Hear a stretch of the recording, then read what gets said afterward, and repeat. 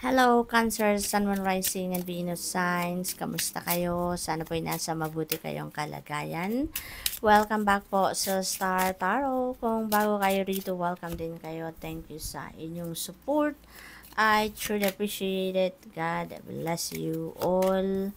Cancer, pauna mensahe ninyo dito, courtship energy. Ayan, so dito sa courtship energy, maaaring merong naliligaw sa inyo or nililigawan siguro kayo, no? And maybe focus ng iba sa inyo ngayon is relationship or siguro yung love life, no? Maaaring ganun ang sitwasyon dyan.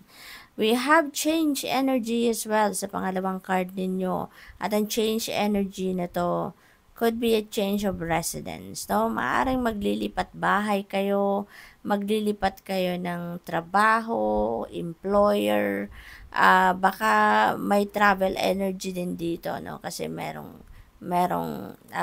sasakyan dyan. So, maybe yung change of residence na to will require you to travel, no? Maaring ganun ang ganap.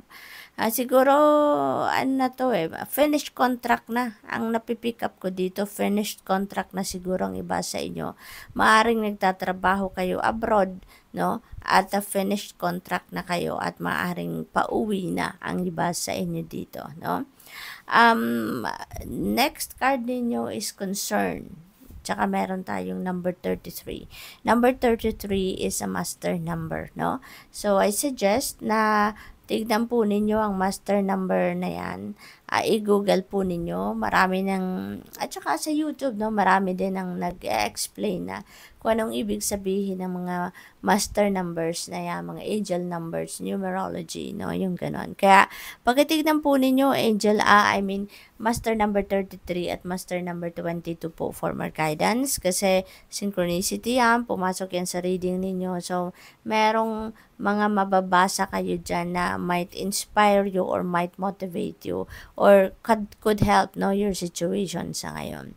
So, meron kayong inaalala. Maaaring yung worries ninyo dito is about dito sa paglilipat bahay or paglilipat ng trabaho or sa pag-uwi ninyo. So, maaaring related yan dito sa malaking pagbabago na maaaring mangyari sa buhay ninyo. So, wag na kayong mag-worry as much as possible, Cancer. Kasi yung worries na yan, that could stand between you and your success, between you and the blessings na dapat ay paparating sa inyo. So, as much as possible, i-transmute natin yung mga worries ninyo into something positive, no? Mag-positive mindset na lang kayo. Positive outlook ang i-project na lang ninyo. Kasi, let's always remember na yung isip natin is very powerful, diba?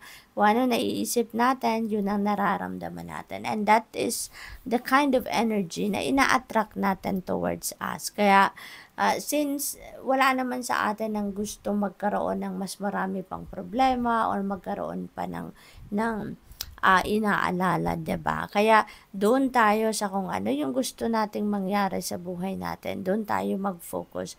Positive lang tayo. Dapat positive lang para positibo din ang mga mangyayaring dadating sa buhay natin. Okay? Tsaka kung ano man mga concerns ninyo, just lift it all up to God, no? Para matulungan kayo ng Panginoon, matulungan kayo ng spirit team, no? Na ma-handle ninyo ng maayos, masolusyonan ninyo agad kung ano man ang concerns ninyo dyan. Okay? Official person, maaaring you're going to be dealing with an official person.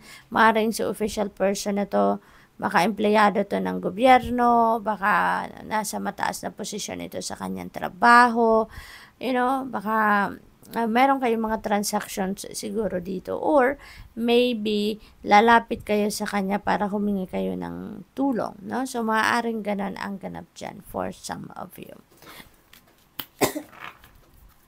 So, tignan natin kung ano pa ang mga kaganapan dito for Cancer.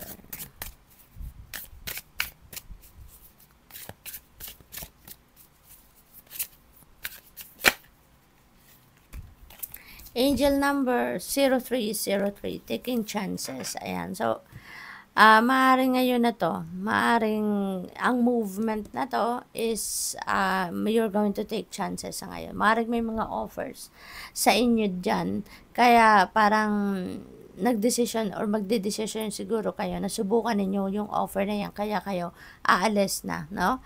There is success na naghihintay din sa inyo dito. Maaring yung pag-take chances ninyo dito, yun ang ikakatagumpay ninyo kaya wala na kayong dapat na ipag-alala, no?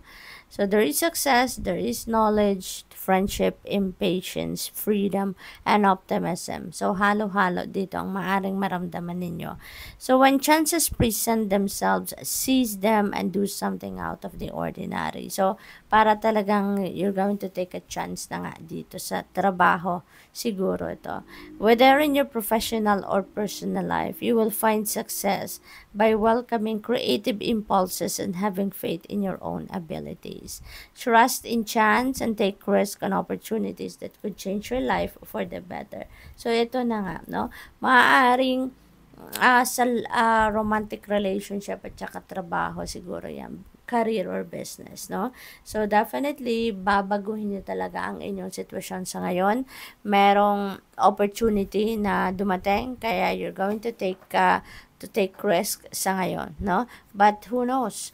Sabi dito, merong tagumpay na naghihintay sa inyo, 'di ba? So good luck to that.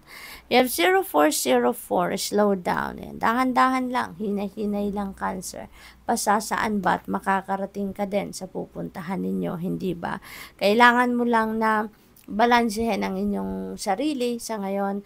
Focus on kung ano man ang mga opportunities na to, and at the same time, wag din ninyong kaligtaan, ano, or wag din yung ma-overlook yung mga bagay pa rin na kailangan nyo pa rin na bigyan ng oras, panahon at attention sa buhay. Okay? So, there could be power struggle dito. There could be force, violence, hope, authority, ancestors, restlessness, low vibration, and warning na maaring ma-encounter ninyo sa ngayon. So, pay close attention to the people in your life, your surroundings, and your physical health. So, parang ito yung warning sa inyo, no? Na maging vigilant din kayo, no? Maging ang tawag dito, maging keen observer din kayo sa mga nangyayari sa buhay ninyo, sa inyong paligid, at pati na rin sa inyong physical health, okay? Kasi, kahit marami kayong trabaho, kahit marami kayong gagawin, marami kayong aasikasuhin, when you are on top of your health, no, makakasiguro kayo na magiging maayos ang lahat. Kasi you are on top of your health, 'di ba? Ma-healthy kayo, malakas kayo, yung ganon. So don't freak out. It's just a warning to be careful and awake to avoid any further issues. So communicate clearly and keep healthy boundaries. So napakahalaga na lagi kayong open, no? Laging meron kayong your app for open communication para nang sa gayon nalalaman ninyo or nalalaman ng mga tao sa paligid ninyo kung ano na ang mga nagaganap, 'di ba? So good luck, Cancer. Thank you for watching. Love and light. Namaste.